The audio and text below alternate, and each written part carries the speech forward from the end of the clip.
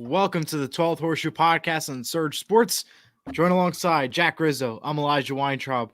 And what a way to start week 16. It was a big game yesterday with the Rams and the Saints. We have a guest picker joining us, the Fanatic. Before we let him in, let's say hello to Jack. Jack, how are you doing today? Playoff season. Let's go. I'm doing great.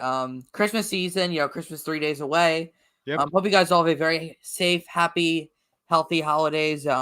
But yeah, football season's here. Fantasy football playoffs are in full swing. I'm not in the fantasy football playoffs, but that's what we're dealing with. And playoff race is on both conferences. There's a lot of parity right now in both conferences, especially the AFC, where it feels like it's wide open, unlike in past years. So we are going to see a lot of close finishes, some great games. The witching hours, we know it on Red Zone over these final 3 weeks. But it's going to be fun. But this is why football is the greatest sport in the world. It's going to be so much fun. But yeah. And joining us now to make our to help make the picks is the Fanatic.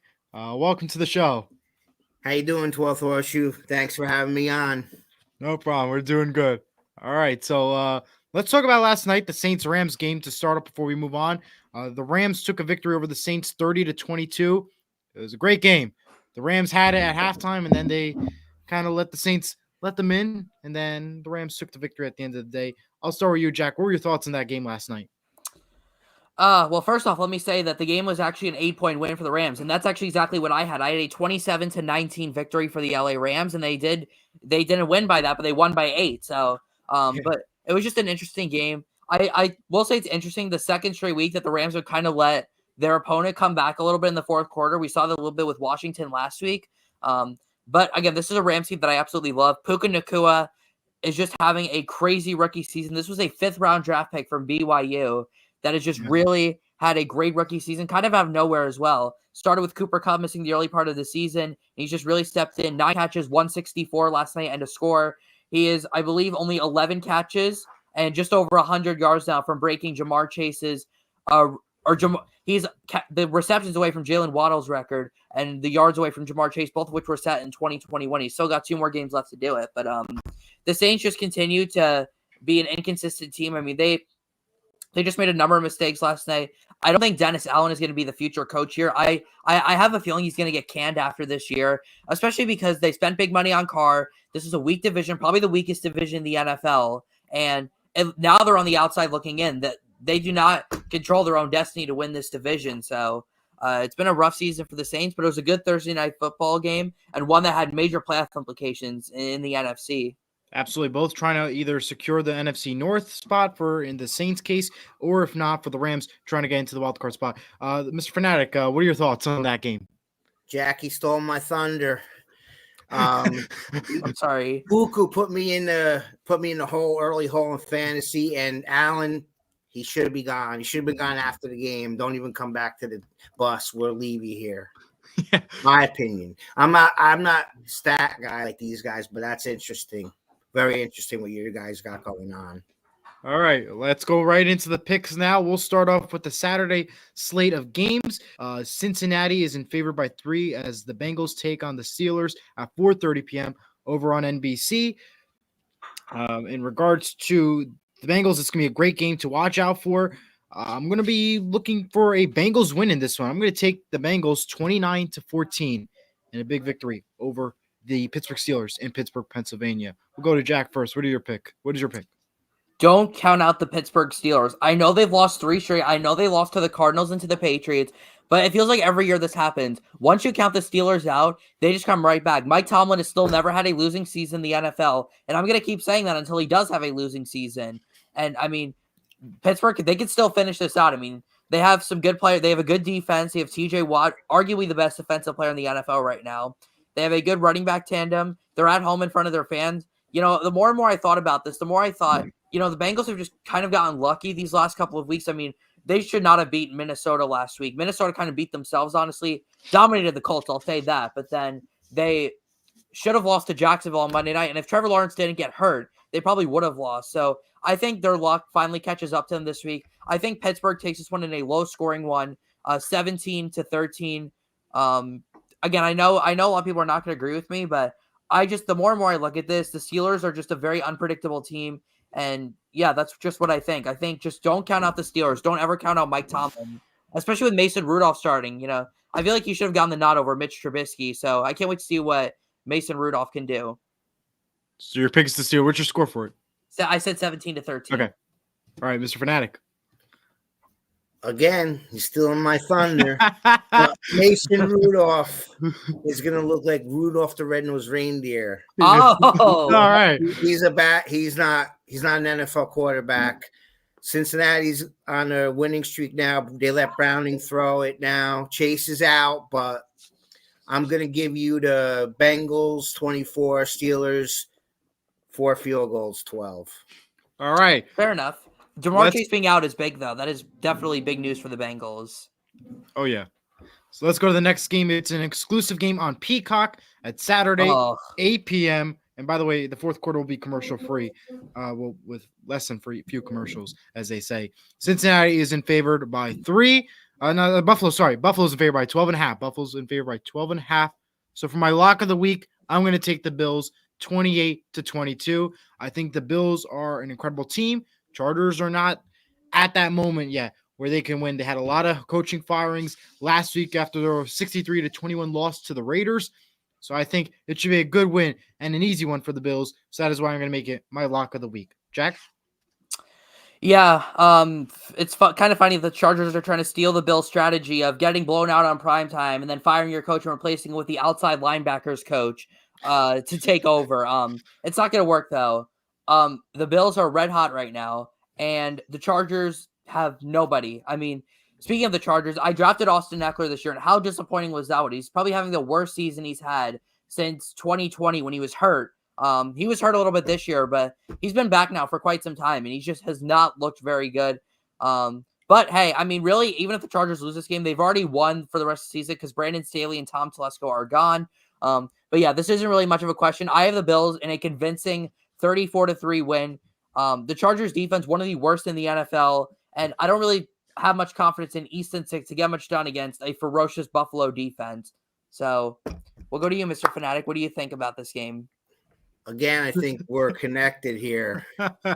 I also had Eckler. I'm winning in spite of him. But I'm going to go with a different angle. I think the pride of Khalil Mack and those guys is going to show up, and they're going to keep this closer than everybody thinks. They fired that bum Staley. I think it's going to be a close one. I think Buffalo 27, Chargers 20. All right, right now, before we move on to the Sunday games, we have a comment from Kurt from All In High School Sports. Rough one Saturday night. Now let's win the next 3 and get into the playoffs. Let's go Broncos. Merry Christmas to you guys. Merry Christmas as well. Tough one for the Broncos last Saturday. They should win, hopefully, this weekend. All right, let's go to Saturday games now. We'll start off with the Atlanta Falcons in Atlanta, home to take on the Indianapolis Colts. Atlanta's in favor by 2.5. 1 p.m. on Fox. I'm going to take the Colts 24-23. Colts like to keep these games close. Yes, Atlanta's right now in a mixed situation where they're trying to get the NFC North title. And I think, however, the Colts are somehow that better team that is going to beat the Atlanta Falcons. So we'll go to Jack first. Who do you think is going to win? I think I already know the answer since you're the Colts fan. So, well, I did pick against the Colts quite a few times earlier in the season. Now, I am extremely surprised that Atlanta is a 2.5-point favorite here after losing to Carolina last week. But this just feels like one of those games, though, where the Falcons have no business winning, and they just, it feels like, they just have been eliminated. I'm sure their fans want to lose, so Arthur Smith gets fired because, I mean, what's the point of winning an NFC South Division title just to get blown out by either Philly or Dallas in the first round of the playoffs? But, right. I mean, I still don't think that's going to happen. The Colts got big news today with Jonathan Taylor not having an injury designation, so he is going to play on Sunday after missing 3 weeks. Michael Pittman cleared concussion protocol. He also has a shoulder, though he is questionable. Zach Moss also questionable. I just think, though, that Gardner Minshew and Shane Steichen are a better duo than Arthur Smith and Taylor Heineke. So I'm going to take the Colts here 27-18.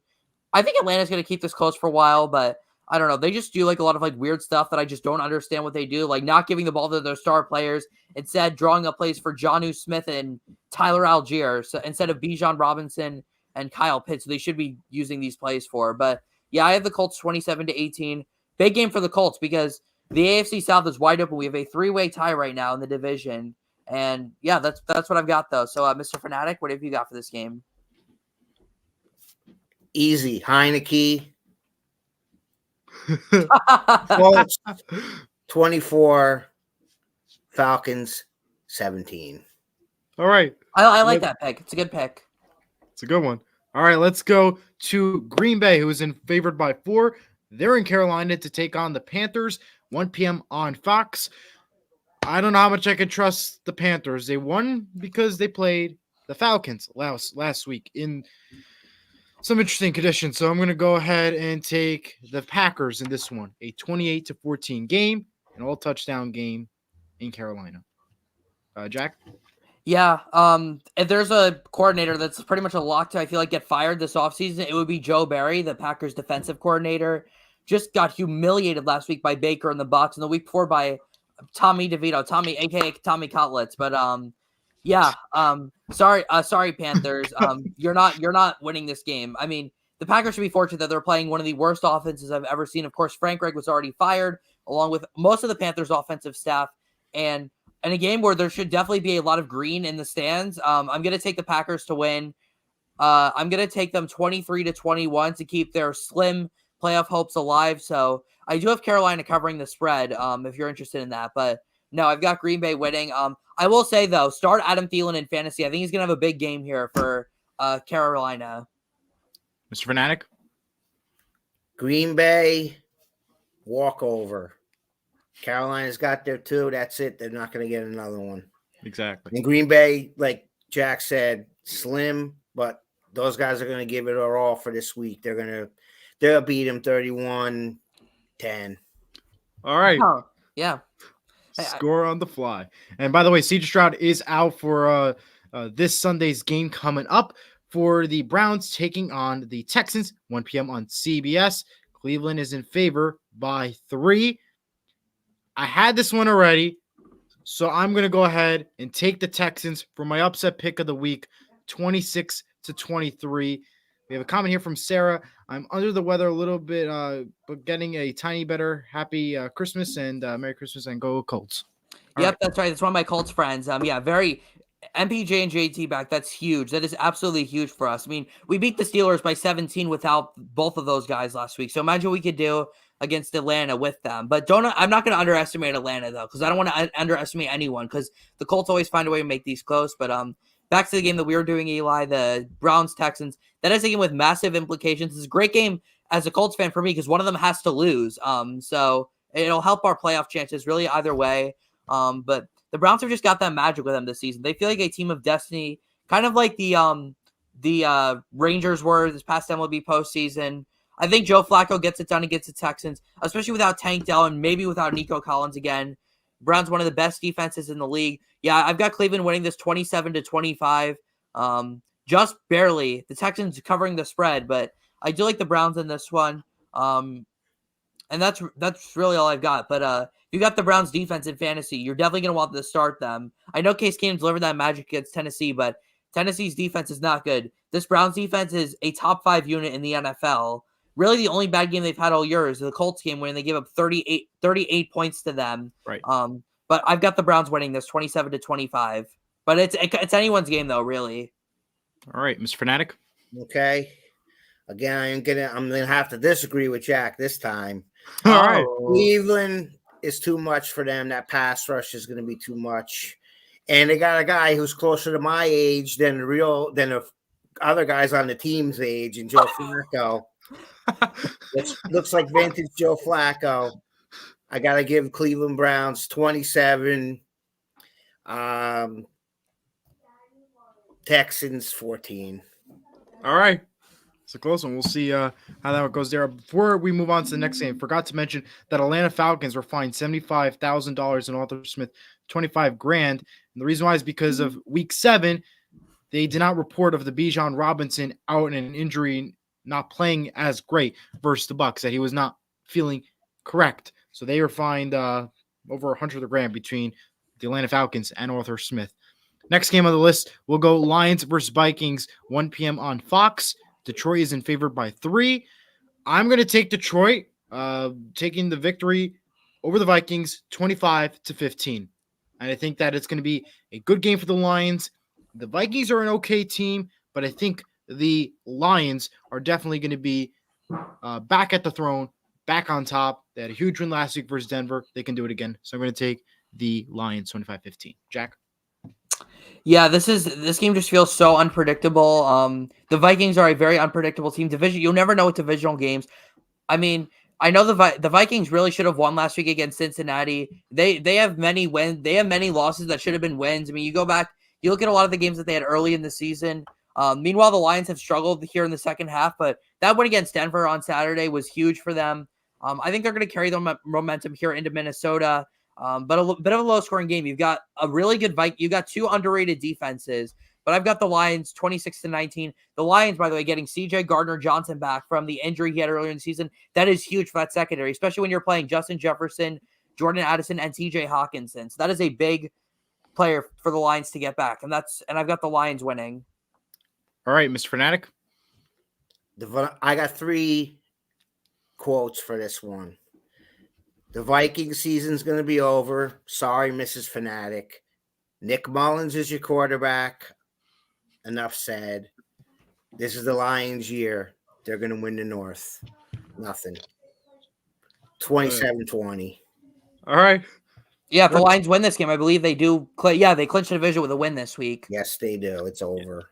Yes, bye-bye. they do. Bye-bye, Minnesota. Looking at the playoff scenarios, the Ravens could clinch the AFC North title Browns, Chiefs, and Dolphins could all clinch a playoff spot this weekend. 49ers can clinch a number 1 spot. That is if the Eagles, Cowboys, and Lions all lose. Very hard.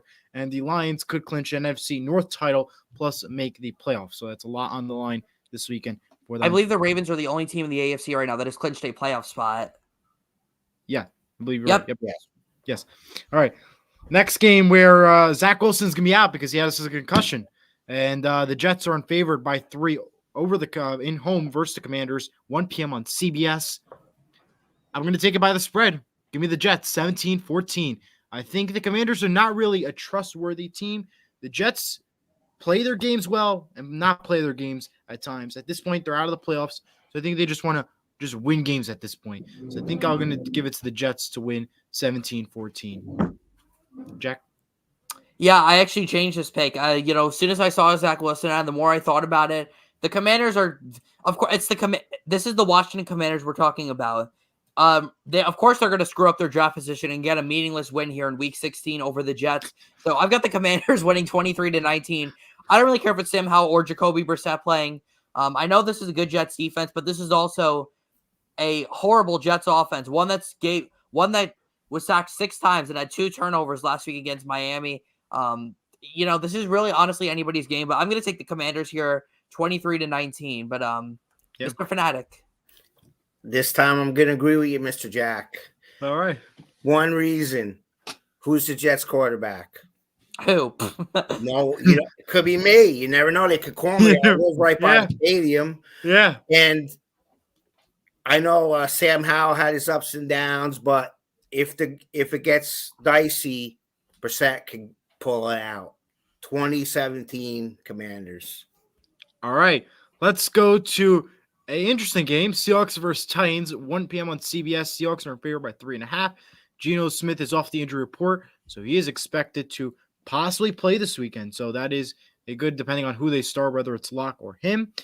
And by the way, Joey Hunt, who is claimed by Joe Buck as a staff member, has been fined $1,610 for unsportsmanlike conduct after some words and taunts with A.J. Brown from the Eagles. And he also wore a t-shirt during practice that said the staffer. So good for him. And let's get into my pick. Watch it with Brown. Yeah. My boy. Oh, yeah. So I'm a Seahawks fan. I'm never going to take a pick against them except when they play the 49ers. So the Seahawks are going to beat the Titans 35-24. Jack? This has a chance to be a very sloppy game. We've got, I don't know who. I mean, Drew Lock should 100% start for Seattle, especially after just beating the Eagles on Monday night. If they start Geno, I don't even know. But Tennessee also has a quarterback situation. Will Levis is going to try to play through a high ankle sprain, but I don't really know how that's going to go. High ankle sprains are no joke. But I think Seattle is just the more talented team, honestly. This is a road. If this was a home game, I'd probably pick Seattle as a lock, but this is in Tennessee.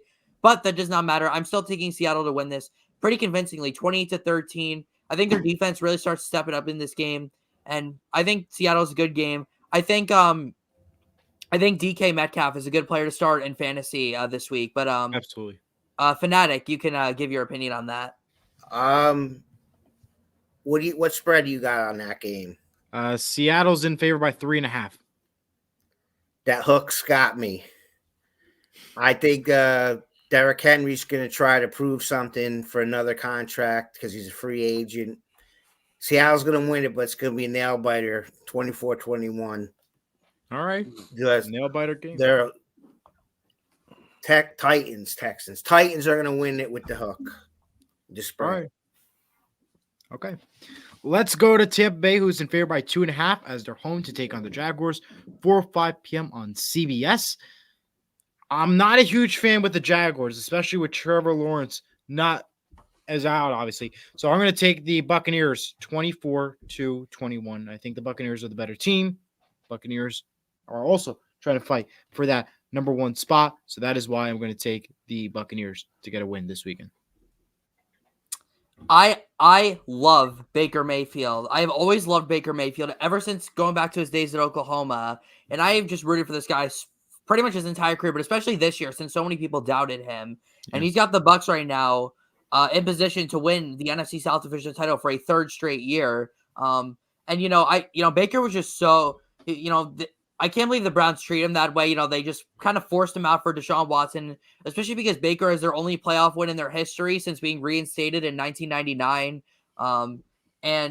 That's just not that. It's not just that. The Bucs have some other good players. Mike Evans, the only player in NFL history with 10 straight 1,000-yard receiving campaigns to begin a career. They have some other good playmakers on offense. I like Rachaad White a lot, especially catching the ball very well. I think Tampa's defense is going to make some plays.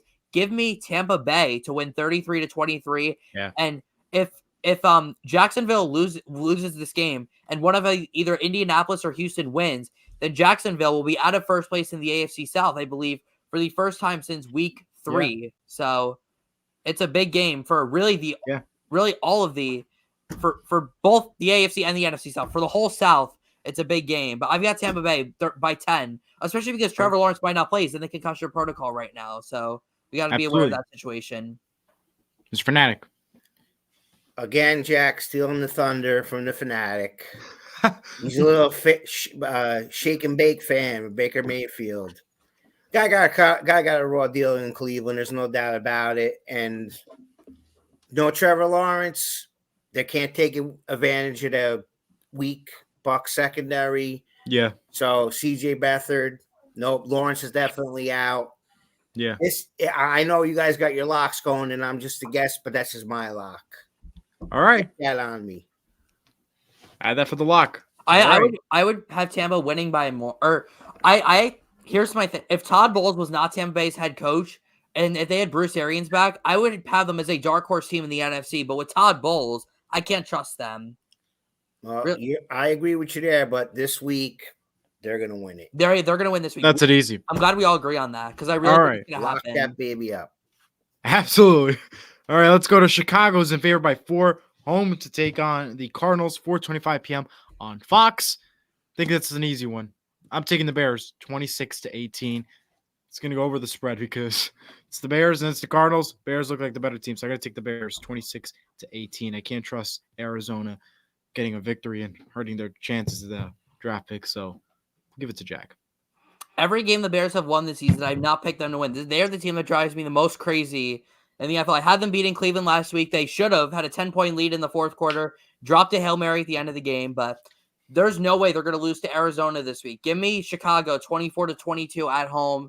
I mean, I believe they are eliminated from the playoffs, but I think they're going to keep their momentum. Yes. But I don't know if Matt Eberflus is going to be around here after this year. He just has really cut it as their head coach. I think they need to get offensive mind that could really help Justin Fields elevate because he's coming up on a contract year.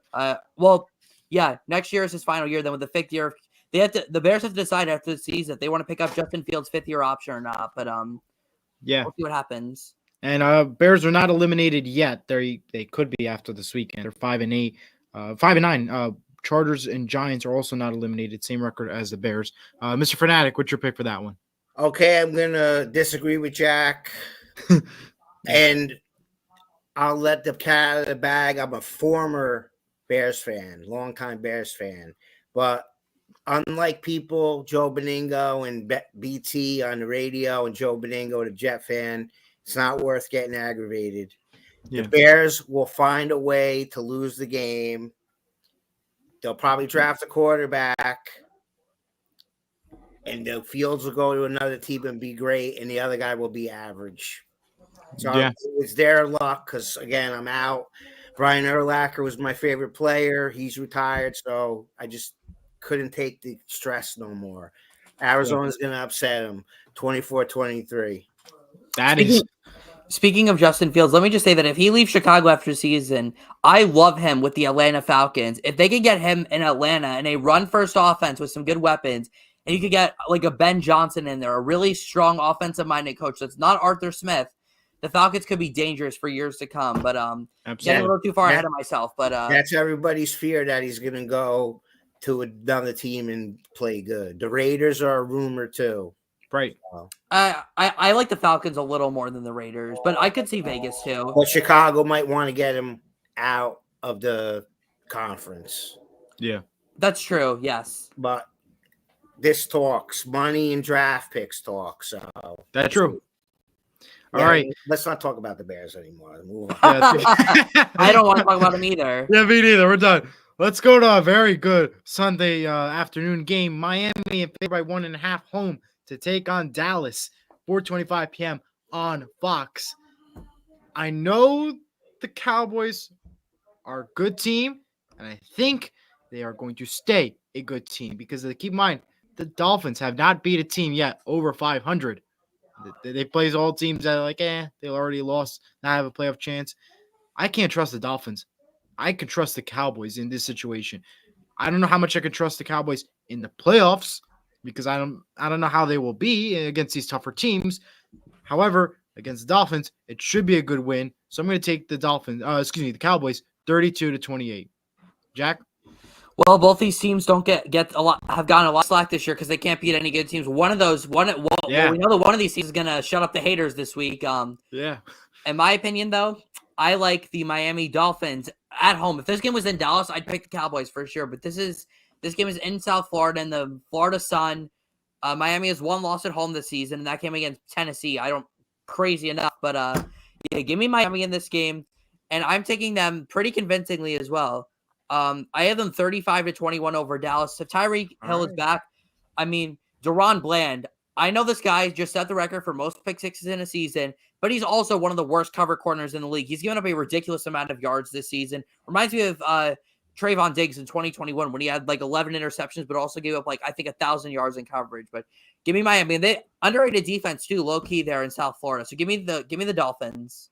Tie up. The Cowboys got punched in the mouth by Buffalo. Couldn't answer. But Miami can't punch him like that. Dallas is going to win. Yeah. Fair enough. Michael Parsons is going to feed on that weak injured offensive line. He's going to show something this week. Yeah. 27-24. Close one. All right. 28-24, something like that. Let's go to Sunday Night Football, which will start 5 minutes earlier this time at 8:15 p.m., but not on NBC, over on NFL Network. Patriots versus Broncos. Denver is in favor by 7. I love the Broncos against easy teams. Patriots is one of them. So I'm going to have to take the Denver Broncos over the Patriots 28-10. I don't know how much more they can get. I think generous of me giving the Patriots 10 on that one. So I'm going to say the Denver Broncos 28-10. I'll go to Jack. Yeah, when you have a Hall of Fame coach and a Hall of Fame quarterback, these are the games you have to win. These games, against these weak teams, they can't let up, and they're not going to let up. I've got Denver winning this 27-3, a very convincing win. But this game is in Denver. That's what I've got. I've got Denver winning. I don't really have many thoughts about this because, one, the Patriots are already eliminated, and two, the Broncos need to win out to make the playoffs. And even then, I don't even know if they will make the playoffs if they win out. So it's a game with sort of playoff implications, but not really. But I'm gonna take Denver though to win and keep their playoff hopes alive at least for one more week. All right, Mr. Fanatic. Well, I'm a football junkie. I watched the USFL, XFL Yeah. I don't even want to. I wouldn't watch this game. I'd rather poke my eyes out with forks. But a tip came in on the hotline. Broncos 24-10. Enough said. All right. Let's go to Christmas Day, which is Monday. Kansas City in favor by 10. They're home to take on the Raiders. 1 p.m. on CBS, and alternate broadcast on Nickelodeon.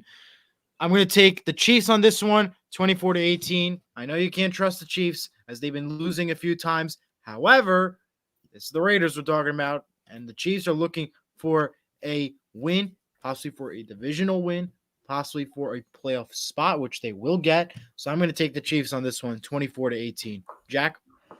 Raiders defense, low-key underrated. But their offense, not so much. I mean, I know they just scored 63 points for the Chargers, but this is the best defense that Kansas City has had since Patrick Mahomes came here. Steve Spagnuolo's done a great job there, and they're not going to give him anything. They're not going to give Aiden O'Connell's offense anything. So I'm taking the Chiefs here pretty convincingly, 38-17, especially in Arrowhead on Christmas Day. It's going to be a lot of atmosphere, a big game for the Chiefs here to win, and I'm going to make it my lock of the week. So give me the Chiefs in a 21-point win over Vegas. All right. Lock it up. Fanatic. Raiders have no shot. Josh Jacobs out. Chiefs need this thing. They got a little kick in the butt the other day when Mahomes went nuts on the sideline. Oh, yeah. That Kansas City is going to handle them 34-17. And what were your thoughts on that Mahomes situation last week with Buffalo? He lost it.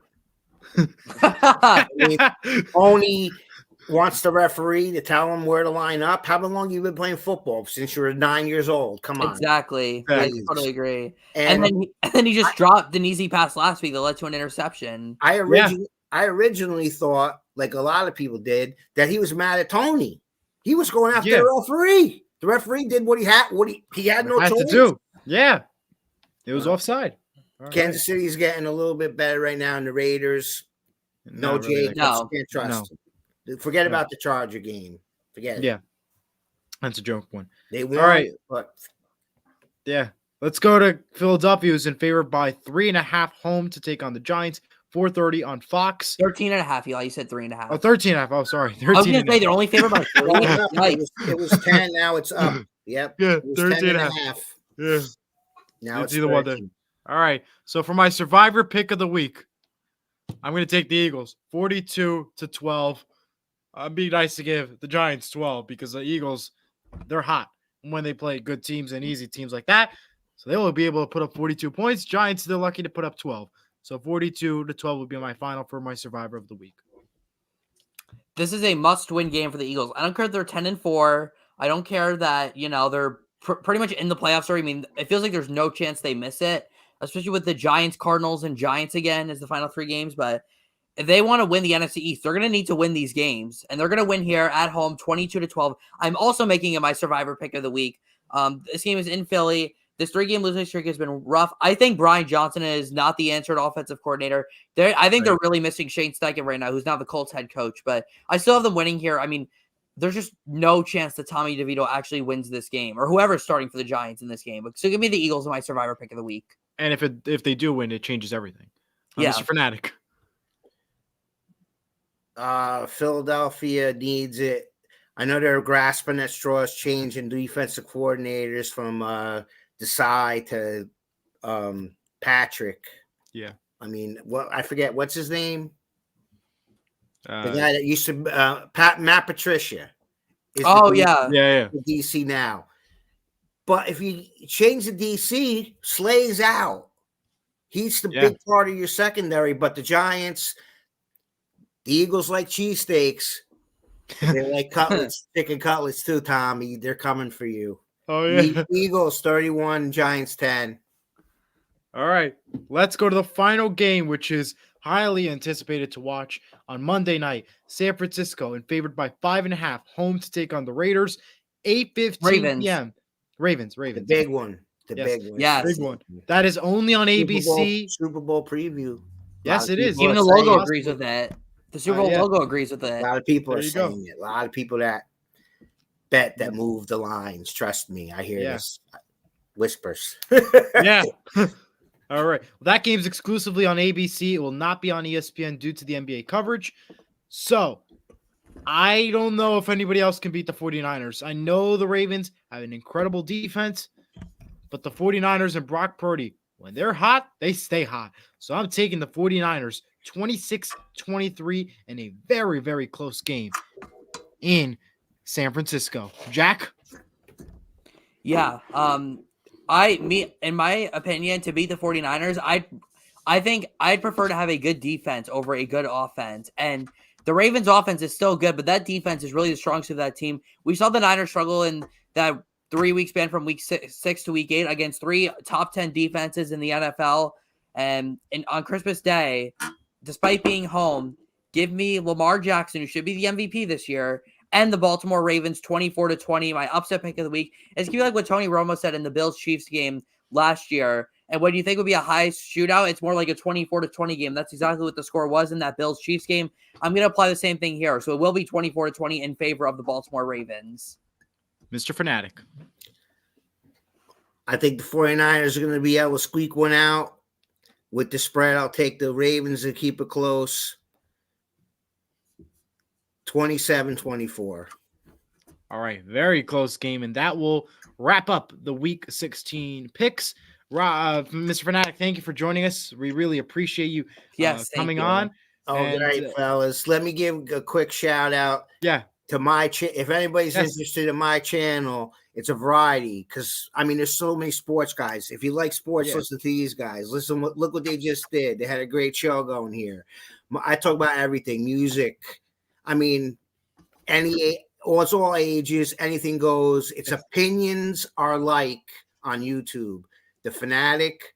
Thank you guys for having me. Out of here. All right. Well, thank you. Well, thank you very much, Mr. Fanatic. Go check out his channel. Thank you very much. Jack, what a great show. We'll see you guys next week. Have a good one, Merry everyone. Christmas. Merry Christmas. Have a happy New Year. We'll see you next week before New Year. Yep. Merry Christmas.